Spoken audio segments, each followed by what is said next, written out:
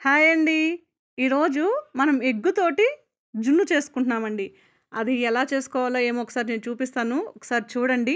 మీకెవరికైనా నచ్చితే ఒకసారి ట్రై చేయండి అలాగా. చాలా వస్తుంది.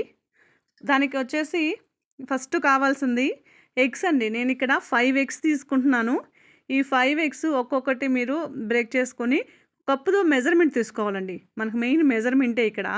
సో, ఈ మెజర్‌మెంట్‌లో వచ్చేసి ఫస్ట్ నాకు ఒక పక్కన మిక్సీ జార్ పెట్టుకొని, అందులో ఒక్కొక్క ఎగ్ పగలగొట్టేసుకొని నేను కప్పుతో మెజర్‌మెంట్ తీసుకుంటున్నాను.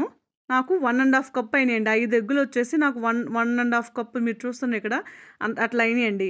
సేమ్ ఇదే క్వాంటిటీతో రిమైనింగ్ ఐటెమ్స్ కూడా తీసుకోవాలి మనము. సో, 1 ½ కప్ వచ్చేసి ఎగ్స్, అదే కప్పుతోటి నేను బెల్లం అండి. బెల్లం తీసుకుంటున్నాను. మీరు ఈ ప్లేస్‌లో కావాలనుకుంటే చక్కెర కూడా యూజ్ చేసుకోవచ్చు.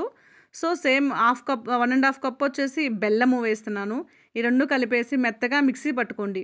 బెల్లం కరిగే వరకు చూసుకోవాలండి. మెత్తగా బెల్లం బాగా మెల్ట్ అయిపోవాలి. ఎగ్గు, బెల్లము 2 కలిపి.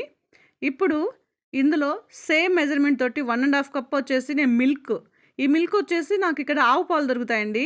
సో, నేను ఆవు పాలు యూజ్ చేస్తున్నాను. చిక్కటి పాలు. మీరు కావాలనుకుంటే ప్యాకెట్ పాలు గానీ, లేదనుకుంటే మనకి గేదె పాలు దొరుకుతాయి. గేదె పాలు గానీ ఏదైనా యూజ్ చేసుకోవచ్చు. నేను ఇక్కడ ఆవు పాలతో చేస్తున్నాను. సో, సేమ్ మెజర్‌మెంట్‌తో ఆవు పాలండి. మొత్తం మిక్స్ చేయండి. ఇప్పుడు దీంట్లో నేను ఎగ్ స్మెల్ రాకుండా ఉండడం కోసం అనేసి వెనిల్లా ఎసెన్స్ అండి. వెనిల్లా ఎసెన్స్ వేస్తున్నాను. ఇదేస్తే కొంచెం స్మెల్ అనేది తెలీదు. ఎవరైనా ఎగ్ తినని వాళ్ళు ఉన్నా గానీ ఈజీగా తినొచ్చండి. అట్లా ఉంటది. సో, వెనిల్లా ఎసెన్స్ అది కొంచెం వేసుకోండి. జస్ట్ అంతా ఒక హాఫ్ టీ స్పూన్ సరిపోతుంది. వేసి అట్లా కొంచెం కలబెట్టేయండి. ఇందులోనే ఇప్పుడు కొంచెం బాదం పప్పు, పిస్తా పప్పునండి కొంచెం కచ్చా పచ్చా దంచుకొని అందులో ఫైనల్‌గా వేసి కొంచెం అట్లా కలబెట్టేసేయండి. సో, దీన్నొచ్చేసి ఒక ఇడ్లీ పాత్ర తీసుకొని స్టవ్ మీద పెట్టి కొంచెం వాటర్ పోసేసి, మనం ఇడ్లీ ఏ విధంగా అయితే కరెక్ట్ మెజర్‌మెంట్‌తో వాటర్ పోసి కుక్ చేసుకుంటామో అదే విధంగా అండి. చిన్న స్టాండ్ పెట్టుకోవడము, స్టాండ్ మీద ఈ గిన్నె పెట్టేసుకోవడమేనండి. గిన్నె పెట్టేసి మూత పెట్టి ఒక 10-15 మినిట్స్ అంతే అండి, ఎక్కువ టైం పట్టదు.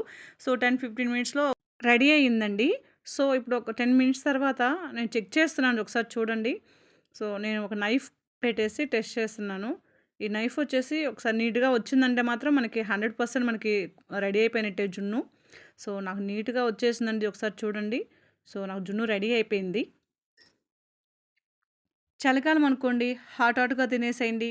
ఎండాకాలం అనుకోండి ఫ్రిడ్జ్‌లో పెట్టుకొని తినేసేయండి. చాలా బావుంటుందండి. So, thank you for watching. మీరెవరైనా ట్రై చేస్తే ఎలా కుదిరిందో ఒకసారి ప్లీజ్ కామెంట్ చేయండి. Please subscribe my channel. Thank you for watching. Thank you so much.